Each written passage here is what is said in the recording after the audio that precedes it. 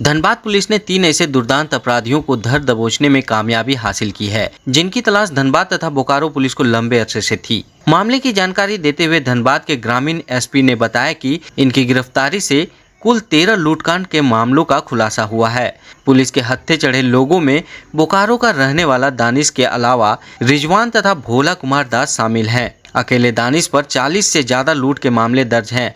Police इनके पास से 3 देसी कट्टा, 3 जिंदा कारतूस, घटना में प्रयुक्त मोटरसाइकिल, एक लूटी गई बाइक सहित 1.5 लाख नकद बरामद की है। ग्रामीण एसपी ने जानकारी देते हुए बताया कि मूल रूप से इन अपराधियों द्वारा राहगीरों को निशाना बनाया जाता था। अभी हाल के दिनों में इन अपराधियों ने धनबाद के बागमारा में अपना ठिकाना बना रखा था।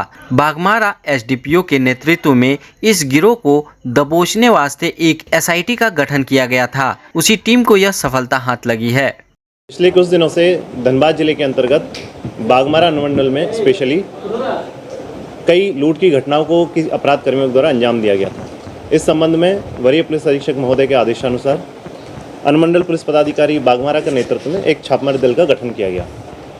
कई घटनाओं के उद्भेदन के लिए एक एसआईटी टीम का गठन किया गया, जिसमें कि कतरास थाना प्रभारी, ईस्ट बसुरिया थाना प्रभारी, तेतुलमारी थाना प्रभारी, कतरास थाना के विभिन्न पदाधिकारी के साथ कई लोग पिछले कई दिनों से छापामारी में लगे हुए थे।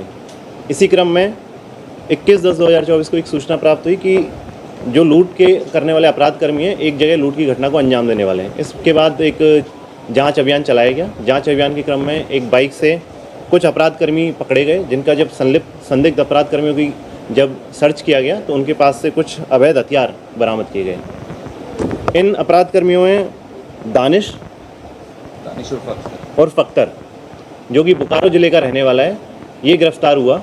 इन्होंने अपने अपराध स्वीकारोक्ति बयान में जो पिछले कई लूट की घटनाएं हुई थी, जो कि कतरास थाना क्षेत्र में जो लेटेस्ट घटना है वो 6 अक्टूबर को हुई थी, जिसमें कि एक फ्लिपकार्ट के एजेंट से उसका बाइक तथा कुछ उसका सामान था वो लूट लिया गया था।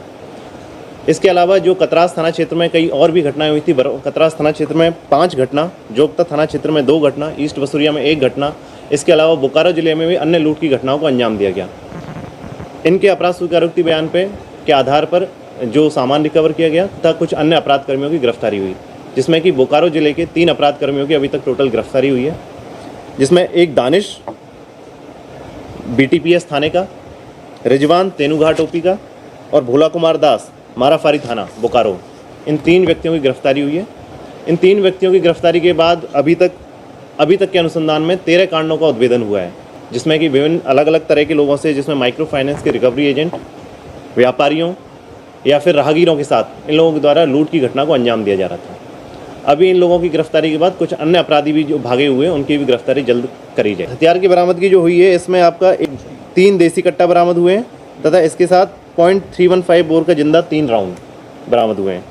इसके अलावा जो इनके द्वारा जो घटना में प्रयुक्त की गई बाइक थी, जिसके द्वारा ये लूट की घटना को अंजाम देते थे, वो बाइक भी रिकवर हुई है।